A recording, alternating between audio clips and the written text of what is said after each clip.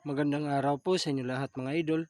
Bali nga ngayon mga idol ay tinatapos ko yung bahay namin na lagyan ng pamakuan para sa susunod po ay paglalagay na lang ng bubong. So sa ngayon mga idol ay ito muna yung ginagawa ko. Pasensya na nga pala sa mga nag-aabang sa mga video ko. Pasensya na. Ngayon lang po ako ulit nakapag-upload kasi nga ay marami tayong problema na dumating sa buhay.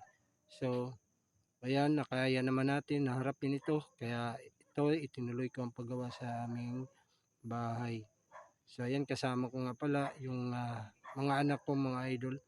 So, kung napapansin nyo, yung isa lang ang nandyan sa taas kasi yung isa ay yun ang nagbibideo. Ayan. So yung panganay ko mga idol ay wala dahil may trabaho na. Ayan, kakaumpisa niya lang magtrabaho.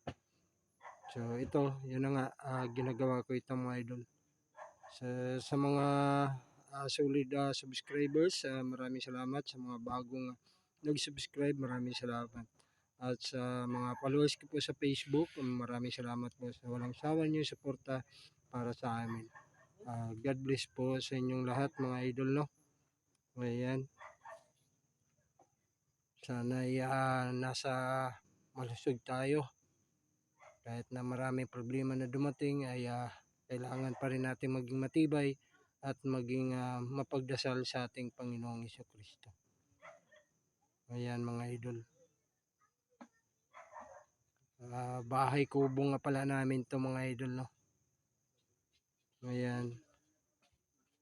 Bali nag-iingat nga pala ako dyan sa paglakad mga idol kasi nga ay medyo kulang sa indam yung mga idol.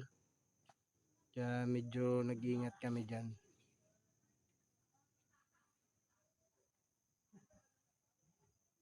Yan. So, ang ganda mga idol, oh. Ganda ng halaman. Yan.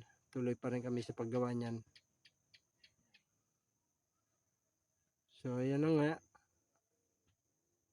Medyo nagpapahinga lang kami saglit dyan. Kasi ay napagod na rin mga idol. Dahil tirik din yung araw. Kaya yun. Medyo nagpapahinga kami saglit dyan mga idol.